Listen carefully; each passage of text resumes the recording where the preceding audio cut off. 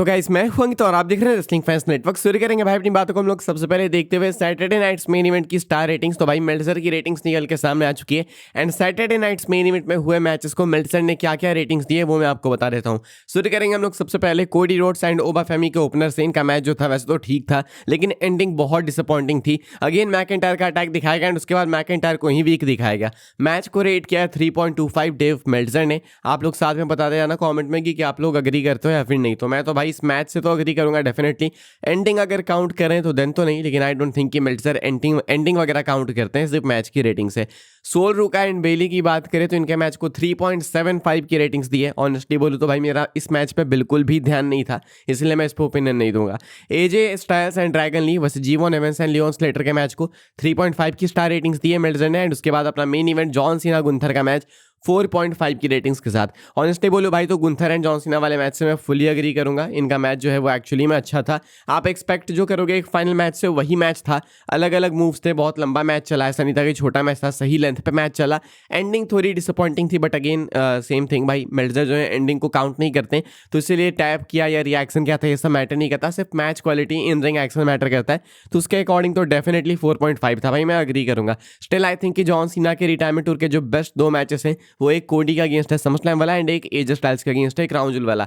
ये वाला मैच भी अच्छा था लेकिन उस लेवल का नहीं था। फिलहाल मेल्टजर ने इसको 4.5 की रेटिंग्स दी है। अब ओवरऑल अगर इसका एवरेज निकाले तो मुझे लगता है कि सैटरडे नाइट्स मेन इवेंट को लगभग मान के चलो कि 3.5 से लेकर 4 तक की रेटिंग्स मिली है मेल्टजर की तरफ से 5 में से। आप लोग बताना भाई कि आप कितना रेट करना चाहोगे जॉन सीना एंड गुंथर के मैच को एंड बाकी पूरे शो को, बाकी बचे हुए मैचेस को। ये सब आप लिख के बता सकते हो मुझे कॉमेंट सेक्शन में। मेल्टजर की रेटिंग्स आई थी, हमेशा बताता हूँ मैं आपको, तो मुझे लगा अभी भी आपको बता देते हैं। आगे बढ़ते हैं भाई, हम लोग बात करते हैं अगली स्टोरी के बारे में जो कि जॉन सीना को लेके। तो भाई जॉन सीना का ऐसा मानना है कि उनके रिकॉर्ड को कोई तोड़ देगा। कौन सा रिकॉर्ड भाई? जॉन सीना ने रिकॉर्ड बनाया कि वो है 17 टाइम वर्ल्ड चैंपियन एंड आज तक भाई डब्ल्यूडब्ल्यू हिस्ट्री में कोई भी ऐसा सुपरस्टार नहीं हुआ है जो कि 17 टाइम वर्ल्ड चैंपियन बना हो। लेकिन मानना है जॉन सीना का कोडी रोड्स के पॉडकास्ट पे कि कोई तो है डब्ल्यूडब्ल्यू के अंदर जो कि इनके रिकॉर्ड को तोड़ सकता है, कोई होगा जो तोड़ देगा।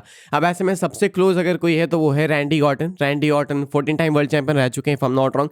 रैंडी ऑर्टन को 3 और टाइटल चाहिए, यानी कि 15 टाइम बनेंगे, 16 टाइम बनेंगे एंड उसके बाद 17 टाइम चैंपियन बनेंगे ऑर्टन, तो देन वो जॉन सीना के रिकॉर्ड को तोड़ पाएंगे। हो सकता है वो 18 टाइम चैंपियन भी बन जाए। अभी भी ऑर्टन के पास टाइम है, ऐसा नहीं है कि रैंडी ऑर्टन कल ही रिटायर हो रहे हैं। थोड़ा टाइम है, मुझे लगता है 2 साल या 2.5 साल 3 साल और दे सकते हैं ऑर्टन। लेकिन जिस तरीके से उनको पार्ट टाइमर बनाया गया है, ये 2-3 साल में मान लो उनकी अपीयरेंस ही कुछ होगी मिला जुला के इतनी भर कि वो मुश्किल से 1 से 1.5 क्या होता है 1 से 2 बार टाइटल जीत पाएंगे। एक बार जीतेंगे, रेन देंगे एंड उसके बाद हार जाएंगे, क्योंकि पार्ट टाइमर हो गया ऑर्टन काफी। इसलिए उनका 17 टाइम वर्ल्ड चैंपियन बनना या आप बोलो 18 टाइम वर्ल्ड चैंपियन बनना काफी मुश्किल सा है, इम्पॉसिबल सा है। But you just never know, अगर डब्ल्यूडब्ल्यू वाले चाह जाएंगे तो पीछे लग जाएंगे। हो सकता है एक ही साल में 2 बार 3 बार चैंपियन बना दें एंड उसके बाद बिल्कुल उनको क्लोज लेके चले जाएं अगर चाहे तो। लेकिन इसमें दिक्कत है ना कि फिर जॉन सीना का जो रिकॉर्ड है वो टूट जाएगा। एंड क्या जॉन सीना का रिकॉर्ड ये तोड़ना चाहेंगे ऑर्टन? क्या ये तोड़ना चाहिए? क्योंकि John Cena is one of the greatest of all time and मुझे नहीं लगता कि डब्ल्यूडब्ल्यू वाले ये वाला रिकॉर्ड उनसे लेना चाहेंगे। ऑर्टन भी डेफिनेटली है लेकिन स्टिल जॉन सीना अलग ही चीज़ है भाई। तो जॉन सीना से क्या ये टाइटल का रिकॉर्ड ले लेना चाहिए? हाँ या फिर ना, लिख के बताना। एंड क्या आप लोग चाहते हो कि रैंडी ऑर्टन बने 18 time world champion? John Cena को लगता है कि कोई तो बन जाएगा। नाम नहीं लिया इन्होंने किसी का, बट हमको मालूम है कि ऑर्टन ही सबसे क्लोज है, तो ऑर्टन के चांसेस सबसे ज्यादा हैं। आगे बढ़ते हैं भाई, हम लोग बात करते हैं अगली स्टोरी के बारे में जो कि Roman Reigns and CM Punk को लेकर। तो भाई डब्ल्यूडब्ल्यू वालों ने इन दोनों के लिए एक नई मर्चेंडाइज रिलीज की है, बाकी सबके लिए भी की है लेकिन ये दोनों मेन अपने सुपरस्टार्स हैं भाई, तो इनकी हम लोग बात करेंगे। क्या है मैं आपको दिखा देता हूँ, आप देख सकते हो कि भाई डब्ल्यूडब्ल्यू ने नई मर्चेंडाइज ड्रॉप की है रोमन रेंस पंक के लिए। पहले हम लोग रोमन रेंस वाली देखेंगे। यहाँ पे आपको रोमन रेंस देखने को मिलेंगे भाई। रोमन रेंस की सिंपल एक फोटो लगा के रखी है डब्ल्यूडब्ल्यू वालों ने, लेकिन बहुत अच्छे टेक्सचर के साथ में। एंड पीछे भाई इसकी पीछे साइड देखोगे तो द ओनली वन लिखा गया है, नीचे है Roman Reigns. I don't think ये सिग्नेचर है, लेकिन अगर है भाई तो बहुत ही क्रेजी है। लेकिन मुझे नहीं लगता कि रोमन की साइन की हुई टी शर्ट ऐसे देने वाले, हालांकि प्रिंटिंग हो सकती है but still I don't think so. फिलहाल भाई ये कुछ है रोमन रेंस की नई मर्च। एंड बात करेगा सीएम पंक की, तो सीएम पंक की पुरानी मर्चेंडाइज उन्होंने वापस से निकाल दी क्या यार? ये तुम देखोगे तो सीएम पंक यहाँ पे आगे देखने को मिलेंगे आपको, पुराने वाले पंख हैं ये। एंड यहाँ पे पीछे साइड में आपको वही सीएम पंक की फिस्ट देखने को मिलेगी एंड सीएम पंक का नाम लिखा हुआ है। तो पंक की तो पुरानी मर्चेंडाइज निकाल दी है। रोमन की भी जो फोटो है वो नई फोटो नहीं है, लेकिन एटलीस्ट आप ये नहीं कह सकते कि रोमन की 10 साल पुरानी फोटो, ये अभी रिसेंट की ही है उल्ला फाला के साथ में द ओनली वन की मर्चेंडाइज। तो ये 2 नई मर्च निकल के आई है भाई रोमन रेंस एंड पंक की, एंड इनके लिए सेल्स बहुत ही क्रेजी होने वाले हैं, ये हम सबको ऑलरेडी मालूम है। आगे बढ़ते हम लोग बात करते हैं फ्राइडे नाइट स्मैकडाउन की। तो कल होने वाला भाई फ्राइडे नाइट स्मैकडाउन का एक और ब्रांड न्यू एपिसोड, एंड ये जो एपिसोड है वो लाइव होने वाला है, लेकिन इसके बाद जो अपना मंडे नाइट रॉ का एपिसोड होने वाला है अगला, वो भी टेप किया जाएगा, यानी कि डबल टेपिंग है। मैं आपको बता देता हूँ स्मैकडाउन के लिए क्या कंफर्म किया गया है। स्मैकडाउन के लिए बस कंफर्म किया गया है कि अपीयर होने वाले हैं कोडी रोड्स, इससे ज्यादा कुछ भी नहीं। तो कोडी मैकिंटायर का एंगल आपको चलते हुए दिखेगा, लेकिन मंडे नाइट रॉ जो कि टेप होने वाला है उसके लिए चीजें अनाउंस की गई हैं, करा गया है भाई अनाउंस की रिया रिप्ली एंड आस्का का मैच आपको देखने को मिलेगा, साथ में बेली एंड रॉक्सैन पेरेस का आपको मैच देखने को मिलेगा। तो ये चीजें भाई मंडे नाइट रॉ के लिए कंफर्म की गई है। इसके अलावा भी कुछ चीजें होंगी, लेकिन मुझे लगता नहीं कि टेपिंग वाले एपिसोड्स इतने मैटर करते हैं, इतने मेजर होते हैं, तो इसलिए स्मैकडाउन में तो कुछ इंपॉर्टेंट हो सकता है, but I don't think so कि मंडे नाइट रॉ में कुछ होगा। लेकिन अगर कुछ होगा तो ऑब्वियसली मैं आपको बता ही दूंगा भाई, आपको पता लग ही जाएगा कि क्या हुआ क्या नहीं। बाकी अगर मैं यहाँ पे आपको बता ही रहा हूँ तो लगे हाथ में आपको टिकट्स की भी अपडेट बता देता हूँ। जो सेटअप कैपेसिटी कल के शो के लिए वो 8020 एंड हो चुके हैं डिस्ट्रीब्यूट 7409 टिकट्स अवेलेबल है, 611 टिकट्स यानी कि 611 टिकट्स। तो फिलहाल भाई डब्ल्यूडब्ल्यूई वाले मुझे लगता है कि स्मैकडाउन के लिए अच्छे टिकट्स बेच चुके हैं। अगर डबल टेपिंग है भाई तो फैंस का फायदा ही है, मतलब एक टिकट पे 2 शोज का फायदा है, एंड नॉर्मली इस टाइम पे हर साल ऐसा ही होता है। तो टेपिंग होगी कल मंडे नाइट रॉ की, स्पॉयलर्स आएंगे मैं आपको दे दूंगा।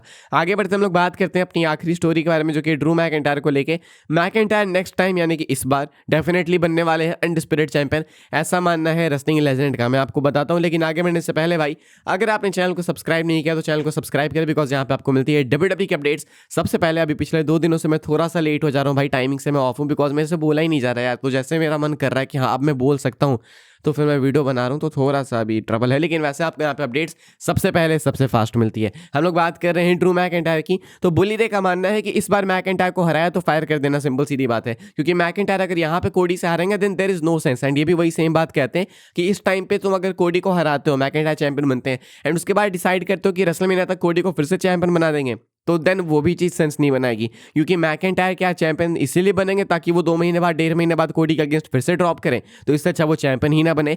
एक ही एंडिंग है इस मैच की, वो सिंपल है कि मैकिंटायर चैंपियन बने। रैंडी ऑर्टन को लाके तुम इन्वॉल्व करो या कुछ भी करो, अगर कोडी रिटेन करते हैं, मैकिंटायर के हाथ में टाइटल नहीं आती है, तो then it's so over for Drew McIntyre, क्योंकि इनका तीसरा चौथा मैच है एंड फैंस को बिलीव हो गया है कि मैकिंटायर के साथ कुछ नहीं होगा।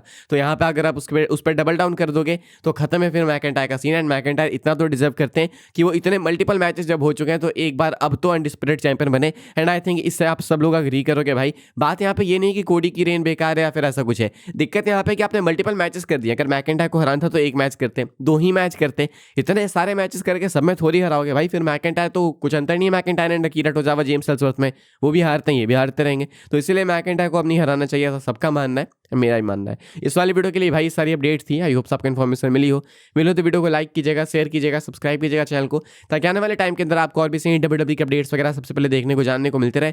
फॉलो कर सकते हैं आप लोग मुझे इंस्टाग्राम एंड ट्विटर पर, लिंक आपको मिलेगी डिस्क्रिप्शन में। ज्वाइन कर सकते हैं व्हाट्सएप चैनल को, उसके भी लिंक है डिस्क्रिप्शन में। मिलूंगा मैं आपसे अगली वीडियो में जल्दी ही, तब तक के लिए goodbye, thanks for watching.